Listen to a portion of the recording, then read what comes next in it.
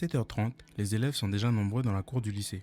Liste en main, les organisateurs doivent inscrire tous les lycéens prêts à rogner leurs vacances pour réviser sérieusement leur baccalauréat. Ils sont nombreux et viennent de tout le territoire. Près de 200 jeunes sont attendus par les organisateurs. Un succès qui ne va pas sans quelques soucis de gestion. Il y a l'afflux d'élèves, il y a l'afflux des parents, il y a aussi des enseignants qui viennent donner la main, des étudiants à l'université. Donc voilà, il faut organiser tout ça, les répartir dans les salles. Et puis voilà, après tout le monde doit se mettre au travail, on espère entre 7h30 et 8h. Pour ce qu'on a l'habitude de faire, ce qu'on avait fait l'année dernière, c'est que les bacs généraux, vous vous mettez à l'étage.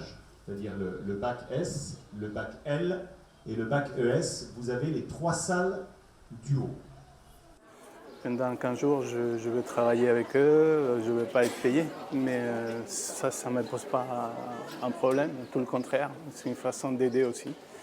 Je pense qu'on vit dans une société où il faut être un peu solidaire. Et c'est ma façon d'être solidaire avec les élèves des Docamo et d'ailleurs. Le manque de professeurs dans certaines filières professionnelles pousse certains jeunes à réviser seuls leurs cours, mais pas de quoi entamer la détermination des plus sérieux.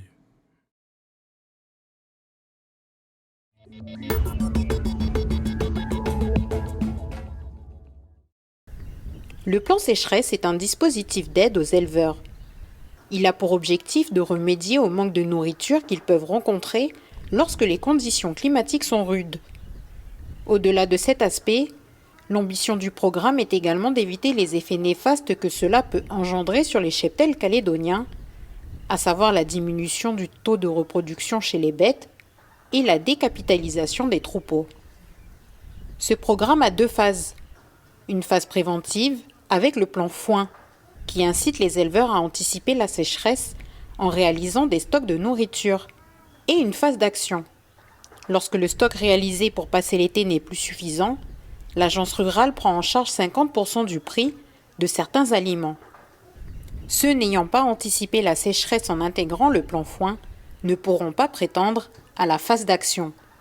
Lorsqu'une demande est réalisée par un éleveur, une commission, composée de professionnels du monde agricole ainsi que de membres des différentes institutions du pays, donne son avis à la direction de l'agence rurale qui prend la décision finale. Au total, le budget est compris entre 30 à 40 millions de francs CFP. À ce jour, 130 éleveurs bénéficient de ce plan sécheresse. Si la deuxième étape de ce programme entre en vigueur dès aujourd'hui, la fin de sa mise en œuvre n'est pas encore connue. Et pour cause, cela dépendra des conditions météorologiques à venir. Donc le principe du déchômage, là aussi on va travailler à un régime moteur qui est relativement bas puisqu'il va être à 1700, 1750, pas plus. On a un outil qui est semi-porté. Ça veut dire que pour manœuvrer au bout des champs, c'est des manœuvres comme si vous aviez une remorque. Gyrobroyage, déchômage ou encore découpage, c'est ce que vont faire les 10 stagiaires pour leur première journée de pratique sur les engins d'agriculture. La journée d'aujourd'hui, c'est se familiariser avec les 4 tracteurs, de telle façon à ce que toutes les opérations qui viendront par la suite, on va polariser la formation sur les aspects réglage, sur les aspects utilisation dans la parcelle, comment on va tourner, dans quel sens on va aller, quelle profondeur on va travailler, et qu'il n'est pas chaque fois à refaire, expliquer où sont les manettes, etc. Donc là, c'est une prise de contact avec le tracteur. L'an dernier, cette formation a eu lieu sur la commune de Pointe-Boute. Étant donné l'afflux d'agriculteurs sur la région, la commune de Canala a souhaité s'investir et l'organiser ici afin de donner une formation convenable aux agriculteurs du coin.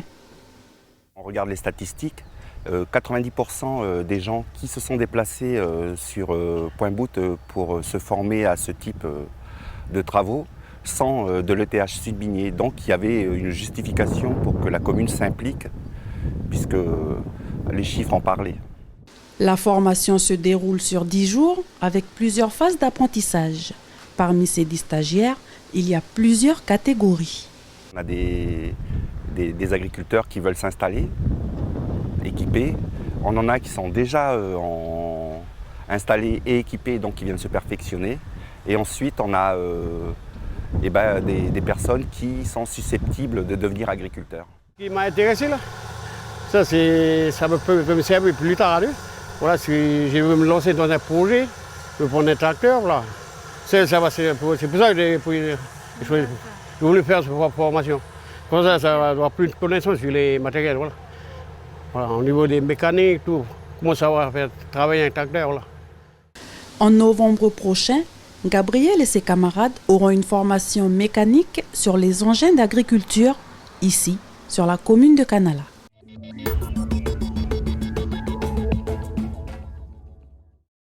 Cette maison a été sauvée de justesse des flammes. Hier, un feu qui ravageait la zone de Pam est arrivé jusqu'ici, au nord de la tribu de Tiari.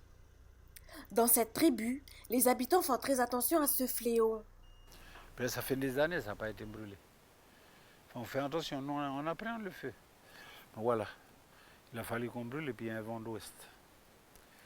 Puis ici, c'est capricieux, à la période des sécheresses, le vent il souffle du large le soir, la journée, puis le soir il souffle de la montagne, vent d'ouest, mais il souffle fort. Le vent, c'est pas bon. Bon, le soleil, ça passe, mais le vent, c'est pas bon, ça assèche le sol. Puis ça sèche tout, quoi. Puis regarde comme c'est sec. Tu vas faire quoi avec ça, là? Ça prend feu pour rien du tout, ça. C'est l'incompréhension qui règne chez François. Bon, il y a trop de pyromanes. Ceux qui allument le feu, ils s'en foutent, ils sont tranquilles chez eux. Mais c'est tous les propriétaires terriens, ceux qui possèdent des bêtes, des animaux, des grandes propriétés, ils sont embêtés à cause du feu. En période de sécheresse, la ressource en eau diminue fortement à Tiari. Pour pallier aux besoins de la tribu, l'eau est réglementée chaque nuit, sauf la nuit dernière. Alors on a été obligé de laisser ouvert l'eau parce que normalement on ferme tous les soirs, à 6 heures. Là on est obligé de laisser ouvert l'eau hier, c'est pour prévoir le feu. Si le feu descend, on peut éteindre. Si le vent d'ouest se lève encore cette nuit, le feu pourrait atteindre la tribu et mettre en danger une vingtaine d'habitations. Les crypto-monnaies sont un moyen 100% virtuel d'effectuer des transactions. Cette monnaie n'a aucune forme physique et s'échange sur des systèmes informatiques. La première devise électronique a vu le jour en 2009. Il s'agit du Bitcoin, la plus connue de toutes. Mais il en existe d'autres, comme le Litecoin, Ethereum, Ripple et bien d'autres encore. Comment ça marche ? Les crypto-monnaies s'échangent de pair à pair sur un réseau informatique. Prenons par exemple le Bitcoin. Il fonctionne avec ce qu'on appelle la blockchain, que l'on peut traduire par chaîne de blocs. Lorsque vous réalisez une transaction, un bloc contenant celle-ci est créé et validé. Il devient une partie de la fameuse chaîne de blocs, constituée par l'ensemble de toutes les transactions déjà réalisées. Des personnes que l'on appelle des mineurs mettent à profit la puissance de calcul de leur ordinateur surpuissant pour valider les transactions et créer la monnaie. Comment ? Eh bien en résolvant des équations mathématiques complexes qui leur sont soumises toutes les 10 minutes. Le mineur le plus rapide reçoit une récompense en Bitcoin. C'est pour cette raison que l'on compare souvent la blockchain à un grand livre comptable qui reste anonyme et infalsifiable. Pourquoi on les utilise ? S'affranchir du diktat des banques est la première raison de son utilisation. Et pour cause, la crypto-monnaie échappe à tout système bancaire, contrairement à la monnaie traditionnelle qui est régulée par les banques. Autre motif, la discrétion. En effet, il est possible de régler des achats sans que l'on remonte à votre identité. Certains experts estiment que les crypto-monnaies ne peuvent pas être considérées comme une monnaie à cause de la valeur qui fluctue trop fortement. Il arrive parfois qu'elle fluctue de 30% sur la même journée. Néanmoins, elles prennent de l'ampleur dans le secteur économique. En effet, de plus en plus de commerces acceptent la crypto-monnaie. Facebook a même annoncé le lancement de sa propre devise en 2020.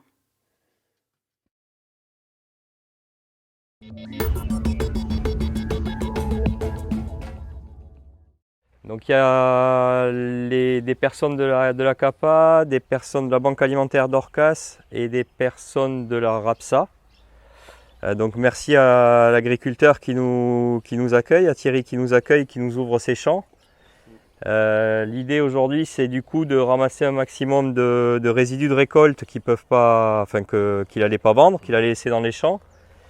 Donc l'idée pour les uns et les autres, c'est d'en ramasser un maximum. Ceux qui sont là vont pouvoir partir avec. Du coup, il faut choisir apparemment un petit peu parce qu'il y en a certains qui sont vraiment piqués. Voilà. C'est ça, il faut quand même regarder qu'ils ne soient pas trop... Après, il y en a, à mon avis, ils doivent être tous un peu attaqués, donc je pense qu'il faudra certainement enlever des feuilles dessus, quoi, pour les faire prendre. On n'en est pas conscience quand on a commencé ce projet, mais au dire de certaines associations qui gèrent notamment des personnes âgées, c'est qu'aujourd'hui, le 10 de chaque mois, elles ont presque plus de budget pour acheter à manger, et du coup c'est un sao et une tasse de thé le soir, en dehors des repas qui leur sont préparés par les associations. Donc du coup on se dit qu'en leur amenant des fruits et légumes, ça leur permettrait de compléter leur alimentation et surtout de lutter contre toute la malnutrition ou la dénutrition. Alors du coup après l'idée c'est de peser chaque sac pour qu'il y ait une traçabilité des quantités qui ont été ramassées, premièrement pour l'agriculteur. Et puis également pour les associations, pour voir avec combien elles vont repartir chacune. Donc là on est sur 13 kilos. Pour nous les associations c'est une première, car c'est vrai c'est l'agriculteur qui nous reçoit. Et c'est un plus pour nous car nous allons récolter ces choux gracieusement et afin de pourvoir à ceux qui sont dans la précarité. Et nous avons d'autres domaines, c'est-à-dire distribuer des repas à SDF. Nous aussi répartissons aussi des meubles ainsi que des denrées alimentaires. Et nous tenons aussi à remercier l'agriculteur car ceux qui nous allons distribuer sont vraiment dans le besoin afin de les relever dans leur dignité de chaque jour. Pour l'agriculteur, in fine, c'est censé lui apporter en fait une réduction d'impôt au titre des dons et du mécénat. Et ça y apporte surtout la possibilité de valoriser son travail, puisqu'en fait c'est des légumes qui ont été produits, qui allaient repartir au champ. Et donc là, de voir que ces légumes vont être consommés par des personnes en précarité, pour lui c'est aussi une satisfaction par rapport au travail réalisé.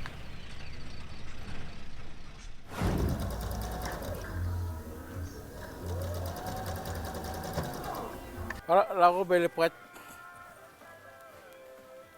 Johnny, originaire de la tribu de Wembois, confectionne des robes mission depuis 4 mois. Passionné de couture depuis son enfance, il a suivi une formation avec Agnès Marchand qui lui a permis de se perfectionner. C'est un truc qui me plaît. C'est depuis avant, j'aimais coudre. Je faisais beaucoup de travaux. Au bout de travail, je faisais le change, je faisais le chargement, mais à chaque fois je couds. Oui, je n'ai pas oublié de coudre. Mais là, quand la mamie elle est venue de la province, c'est là que ça y est, j'ai dit je vais apprendre à coudre. Parce que j'aime bien. T-shirt, robe ou encore couronne, pour cette célébration de la femme rurale, la Fédération des femmes de Bois-Panou sort le grand jeu. L'expo-vente qu'elle tiendra sur le quai des artistes leur permettra de compléter les revenus de la maison.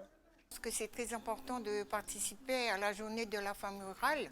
Pourquoi? Parce que les mamans que vous voyez derrière moi, c'est des mamans qui restent en fin fond de tribu.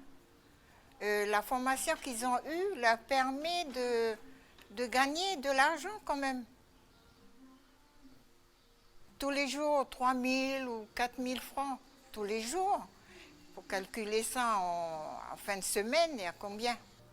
Johnny, seule présence masculine, sera aussi de la partie. Une façon pour lui de soutenir le savoir-faire des mamans de la tribu. À chaque fois, je regarde un peu, je corrige un peu les fautes des mamans. Les mamans, elles sont là, ils ne coupent pas tellement bien, mais voilà. Des fois, on regarde un peu, on corrige un peu. Au total, près d'une centaine de produits de Bois-Panou seront exposés lors de cette journée. Johnny et les mamans du Nord vous donnent rendez-vous ce samedi à partir de 8h30.